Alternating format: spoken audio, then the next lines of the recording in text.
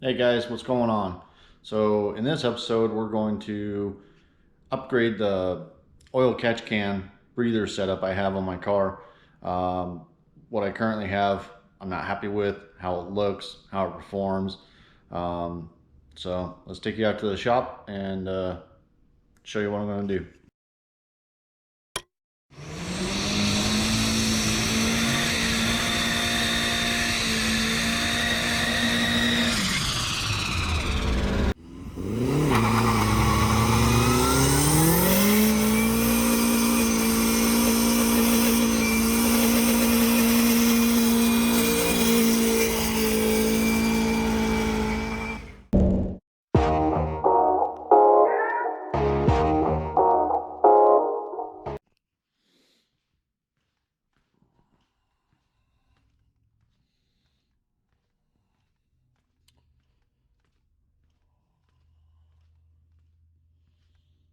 All right, so this is what I currently have, just a cheap Amazon catch can. Uh, it's adequate. It's like 30 bucks or something like that. As you know, I drilled and tapped the valve cover for dash 10 AN lines. I ran those, and it just doesn't have uh, ease of checking. It has this dipstick, which is junk, and then you have to pull this in order to empty it out, view the contents, and then this itty bitty little breather. I mean, it's maybe a ½ inch inside diameter for it to actually breathe. So you got these big huge lines that are basically doing nothing because it all has to inhale and exhale through that little fitting. So I went to summitracing.com and I picked up this Morosa breather tank. I wasn't too sure about it, but I figured I'd take a gamble and went ahead and purchased it. It was like $89 or something like that. Pretty good size, considerable more volume than the original, but it's not huge, so it's not going to be that big of an issue to locate. And the fittings, dash 10 AN fittings, they're welded on the inside. Then I was worried about them facing each other, being 180 degrees apart, because I thought, well, if they're facing at each other, they might be fighting each other with, pressure coming in this line or vapor coming in this line, and be meeting each other and basically canceling each other out. But once I actually got this, I looked down in there, that breather tube actually extends quite a ways down in there. And so, yeah, you don't have that issue. Plus, they already have a scrubber material in there so that when the air comes into the AN lines, it'll be forced down and it has to pass through the scrubber material, which the oil mist or vapors are going to cling to that and stay in the container, and then the air coming in and out will go through the tube and through the breather, through the filter itself. Really good, heavy duty, twist drain, petcock like you would find on a radiator. Yeah, it's good size. And this is the filter.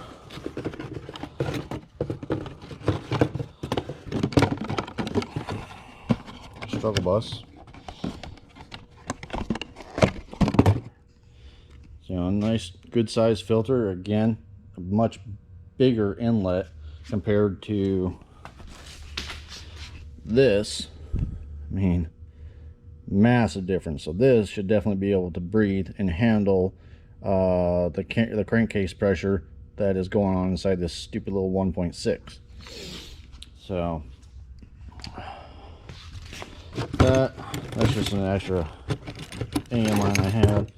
And this is the fitting, T-bolt clamp with the curved bracket. So I don't know, all in all, pretty nice kit. I'm pretty happy with it. I'll take it. And then I spent a lot of time trying to figure out where I wanted to mount it. For me, I spent hundreds of hours smoothing and filling in this firewall, and I filled in all the holes, and this seam right here, I smashed that flat and welded it and made it as nice as I absolutely could. So yeah, I hate to. Oh, same with the frame rails. Cleaned all the frame rails up. I know it was dirty. I left one hole for a reason, but that's gone away now. But all in all, you know, took the time, did the body work. I didn't do the body work. I did the sheet metal work, and then my buddy Anthony, he's the one that did all the body filler and sanding and priming and sealing and all that stuff. And you know, shout out to him. He did an amazing job doing my hackery metal fab and making it nice, beautiful, smooth. And then he did all the paint work, the primer and paint and clear coat. Did an absolutely fantastic job, more than this car deserves. But anyways, yeah, I was having a heck of a time trying to find a place to mount this thing. I was thinking of going in here, which would not be too bad, but you know, then I have lines, 2 lines coming straight over the engine, and I was like, I don't know about that. But I mean, this would be decent and be out the way. The tire wouldn't hit it, but you know, full turn lock to lock, it still wouldn't hit it. Full compression and rebound. Yeah, it'd be fine. And I thought about mounting it down here next to the frame rail, but then the cross member's in the way. I wouldn't be able to drain it. So I thought about mounting it further back where that cross member is, or subframe is a lot further away, but then I couldn't get in to the inner frame rail. It's just too tight. I can't get a drill in there to drill holes or any of that stuff. So then I also contemplated extending the starter bracket out and bolting it, but then it would be in the way of the oil filter, and so that should make oil changes a lot more painful than it needed to be. I also thought about coming out here or just extending this bracket back and then mounting it to here, but then the lines would be goofy. Actually, it may not be. Alright, so then I thought about, you know, building a bracket off of this starter bracket and heading back towards the firewall and having this like this, which is not bad, but you know, you can see my 90-degree fitting there. It would, you know, go behind the engine pretty well. Then this line I could do a straight fitting or a 180. Then I have to run up above the alternator, loop back around the manifold, and come to there. But then the line would still be, you know, running over the alternator, be rubbing on things, goofy routing. The oil filter would still get in the way a little bit. It wouldn't be nearly as bad, but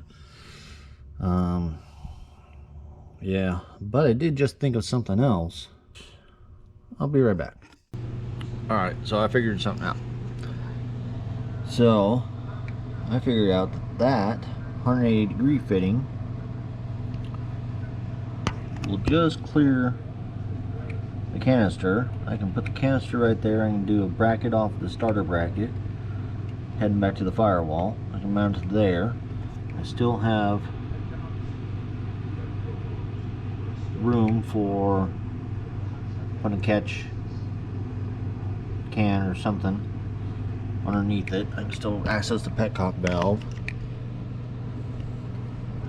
I know it's really super hard to tell, black fitting a black firewall, but the 90-degree on this end will come up and go right to, or go to the other side, and then this 180-degree, whichever, go to the other port.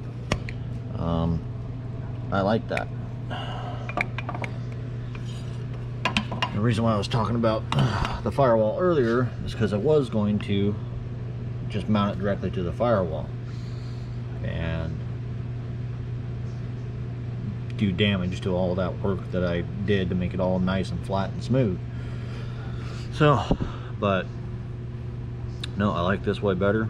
I don't have to damage my firewall. I don't have to drill into it. I can still have everything mounted to the engine. I'm not going to have any interference with the oil filter. None of that stuff. Yeah, I know, I still got to get my wiring. I got a big multi-pin plug to go right here that all the wiring will go through. So, but this is a better view of what I was talking about. The 180 degree fitting just barely clears. Hose will rub on it a little bit, but that'll be fine. So, okay, that's what I'm going to do.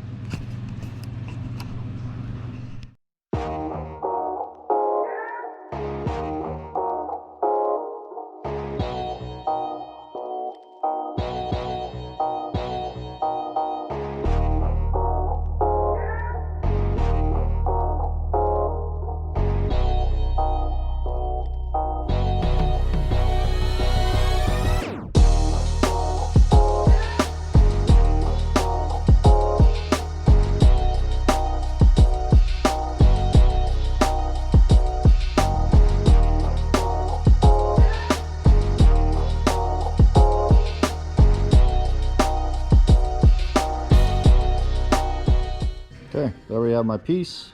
I'll weld that onto the starter bracket, and I'll be able to mount to that.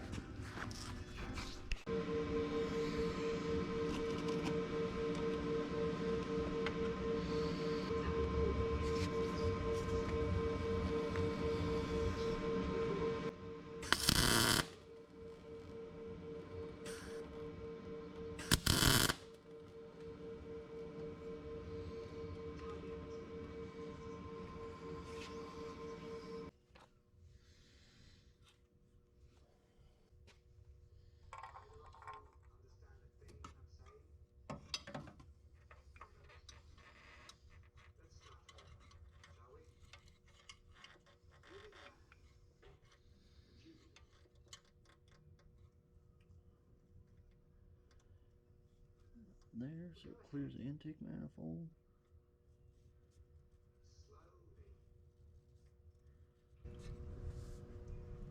You're not fooling them. They just hate you. They know what you are. They know. And just like that, we have our bracket made. See, I welded onto there. It's just a nice long thin piece of steel. Painted it black, drilled a couple holes, and then I was able to mount that filter on there, or the breather catch can. I still have some fittings. I have a fitting coming in. I need a 45 on this side to go back towards the engine, and I'll just run a hose along the back side of the engine and wrap around to this fitting here, or I'll point it straight up. Actually, you know what, I might be able to just run a 90. Yeah, run a 90 straight off of there and up, and then to this fitting here, and then take my 180 and I can put it here, and that'll run along the back of the engine and over to that side. You know what, I think that's what I'm going to do. That way I don't even need that 45. Alright, let's do that. Alright, so now we can make some hoses. As you can see, I've already got this one made here. Loops down here. Connects to there. Just barely touching. It's alright. I can adjust that so it's not touching. Yeah, it's just not touching. It's got a little bit of room. It's pretty nice. So now I need to make the other side. So I already went ahead and put this fitting on, and you can see it goes back behind the engine, and you just want to make sure it doesn't rub on anything too harshly and it's not against any sharp edges or whatnot. Then it comes back up from behind the cylinder head and it'll run to the fitting there. And so now let's put the other fitting on, and so we can cut the hose and connect the fitting. And what I like to do is, so the hose is only going to go inside of this fitting so far. It doesn't come all the way up to the top. This piece separates, and there's some threads in there that attach to this, so it's pretty good, like maybe a 1/4 inch section. What I like to do with my hose is put it right here at this line, in line with here. That way when you thread it in, it gives you a little bit of that 1/4 inch of extra free play. And yeah, seems to work pretty good. So now we will put some tape on that and cut it. I'll be back in a second.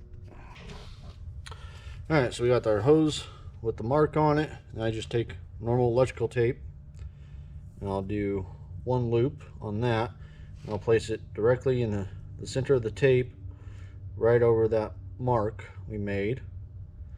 So that way you don't have to worry about it. Oh, where'd my mark go? Well, it's just in the center of the tape.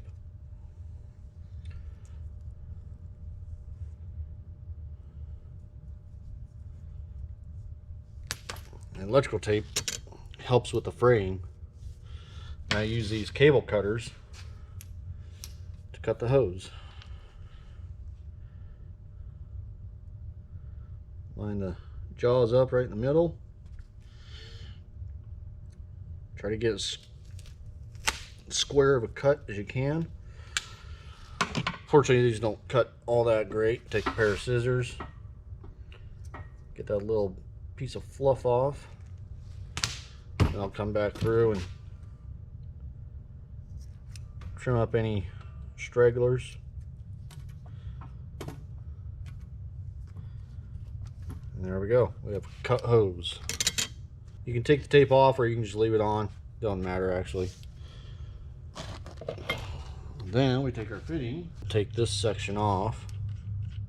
See in there, there's some threads. A pretty good amount of threads, and that's what I was talking about. The hose only goes so deep. But you want to push the hose into there, or in some instances like this one has threads on the inside to help thread onto the hose, make it easier. Not all of them are like that, but you want the edge of the hose, or the end of the hose, just to the bottom of these threads here. Because these ones have threads on the inside, they're actually left-hand threads, so you need to spin lefty-tighty, righty-loosey to thread it onto the hose. And there we go.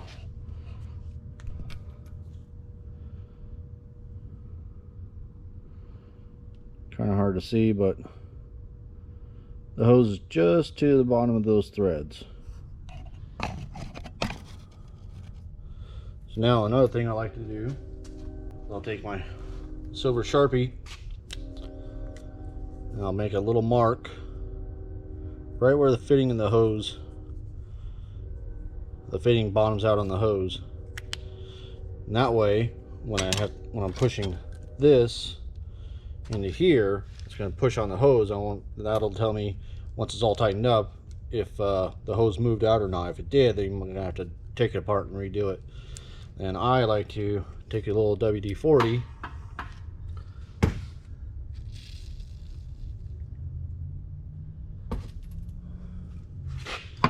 and get that all lubed up. That just helps keep the threads from going, because it's really fragile aluminum, with it being as thin as that is. Plus it helps go into the tube and makes assembly a lot easier. So now I'll just clamp this fitting into the vise.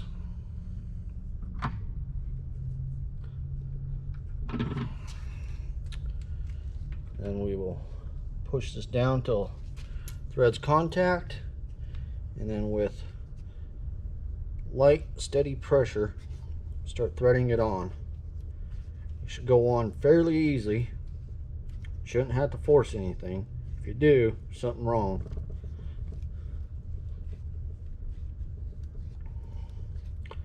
Keep that steady downward pressure so the hose doesn't back out of the fitting until it starts getting too hard to turn. Then you can grab your wrench, your fancy AN wrenches or simple crescent wrench.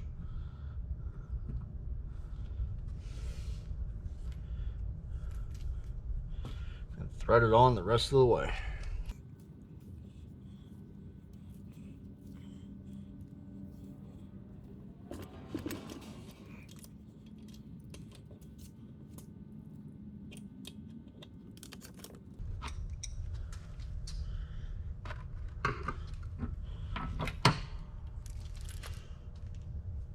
Okay. You don't have to go until it stops. You can go to it's almost there, and then I like to make sure that all the flats are lined up and goober that up, but that's all right. And there you go. You have yourself a completed hose. And this end swivels. All these fitting swivels, so there we go. That's it. Now let's put it on. And there we go. Pretty much a finished product. Got that can out of there. It's a heck of a lot better. Got the lines running back. It definitely cleans up that area a lot better. And then all the way back down to here.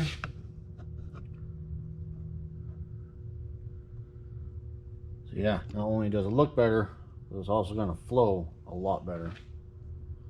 So it's going to help relieve the crankcase pressures out of the engine. Be nicer to my gaskets and seals. And yeah, I'm happy with it. Now my next step is to get rid of this bracket, reroute the boost controller and the lines, try to get that cleaned up, tucked away somewhere else, because my next valve cover is going to be considerably different, and it's at my friend Anthony's house right now getting painted up. So, and I also need to do reroute. I'm going to do a little cheapo job on that. I'm not going to buy a $300 kit. I think that's just ridiculous. So I'll be making something myself, and it should be clean and it should work. So okay, that's it for today. If you like it, give me a like and tell your friends, and I'll see you in the next one.